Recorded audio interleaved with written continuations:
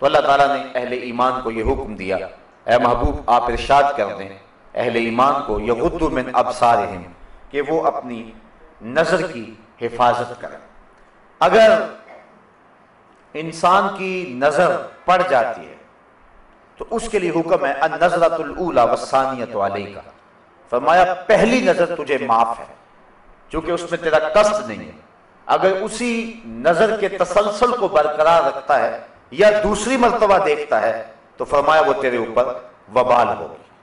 تو پہلی نظر کی معافی دی گئی، چونکہ اسلام جو ہے وہ دین فطرت ہے، تو جہاں انسان کی جہاں کمزوری ہے، جہاں اس کی بے اختیاری ہے، وہاں چھوٹ دے دی گئی۔ لیکن اس کے بعد اگر اس نظر کا تسلسل برقرار رہتا ہے یا پھر دوسری نظر کوشش کر کے دیکھتا ہے اور تعاقب کرتا ہے تو پھر فرمایا وہ تیرے اوپر وبال ہے۔ اور وہ آنکھ جو غیر محارم کو دیکھتی رہی کل قیامت کے دن جہنم کی آگ سے بھر دی جائے گی۔ اور 3 آنکھیں حضور نے فرمایا قیامت کے دن کوئی آنکھ نہیں ہوگی جو رو نہیں رہی ہوگی، صرف 3 آنکھیں ہوں گی کہ جن میں آنسو نہیں ہوں گے اور جو نہیں رو رہی ہوں گی۔ ایک وہ نظر جو غیر محارم کی طرف دیکھنے سے بچی، دوسری وہ نظر جو اللہ جل شانہ کی راہ میں اس کے راستے کے اندر جاگتی رہی، پہرا دیتی رہی، سرحدوں کے اوپر محافظت کرتی رہی، اور تیسری وہ نظر، وہ آنکھ کہ خوف خدا میں مکھی کے سر کے برابر اس سے آنسو نکل آئے۔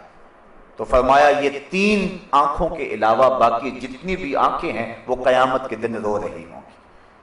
تو اپنی نظر کی حفاظت یہ بہت ضروری ہے، اور اللہ تعالیٰ نے قرآن مجید کے اندر یہاں خصوصیت کے ساتھ اس کا تذکرہ ارشاد فرمایا،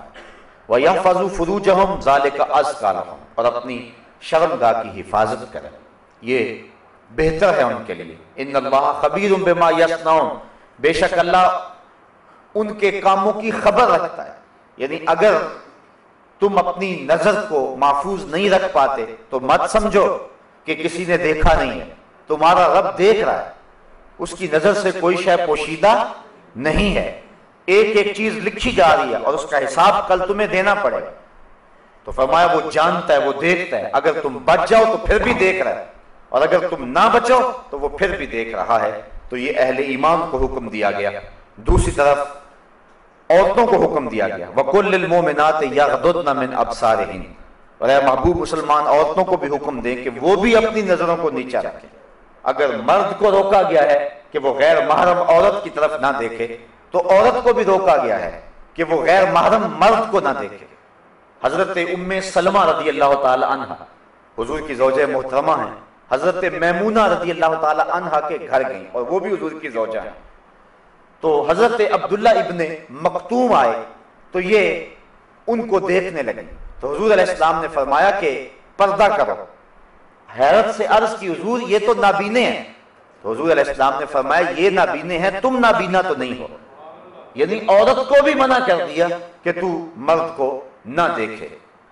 بلکہ حضور نبی رحمت صلی اللہ علیہ وآلہ وسلم کی پیاری صاحبزادی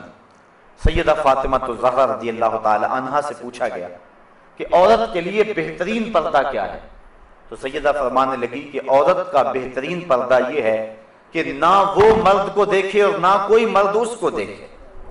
بلکہ حضرت فاطمہ رضی اللہ تعالی عنہا اس وجہ سے پریشان رہا کرتی تھی کہ اب تو میں اپنے پردے کی حفاظت کرتی ہوں، جب موت طاری ہو گئی تو پھر اس کے بعد چارپائی کے اوپر اٹھا کر کے قبرستان میں لے جاتے ہیں اور عورت کے جسم کی ڈیل ڈھول جو ہے اس کو مرد دیکھتے ہیں، تو میرے لیے یہ بھی پریشانی کا باعث ہوگا۔ تو وہ اس معاملے میں سخت متفکر رہا کرتی تھی۔ حضرت اسماء بنت امیس رضی اللہ تعالی عنہا سے انہوں نے ایک دن یوں بات کی تو وہ فرمانے لگی کہ میں نے حبشے کے اندر لوگوں کو دیکھا ہے کہ وہ عورتوں کے لیے ایک خاص ڈولی ہے، اور آپ نے کہا کہ میں آپ کو بنا کے دکھا دیتی ہوں۔ انہوں نے کھجور کی 4 شاخیں منگوائیں اور پھر چارپائی کے 4 پایوں کے ساتھ باندھ دی اور ان کو آپس میں جوڑ دیا اور اس کے اوپر پردہ ڈال دیا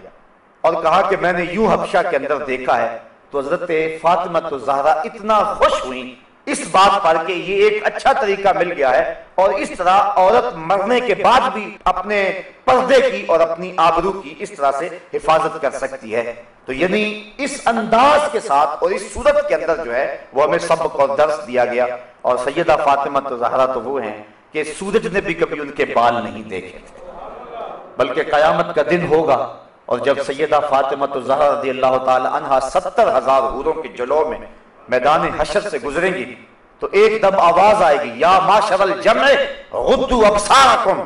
اے اہل معاشر اپنی نگاہوں کو نیچا کر لو، اس لیے کہ محمد صلی اللہ علیہ وآلہ وسلم کی بیٹی فاطمہ کا گزر ہو رہا ہے.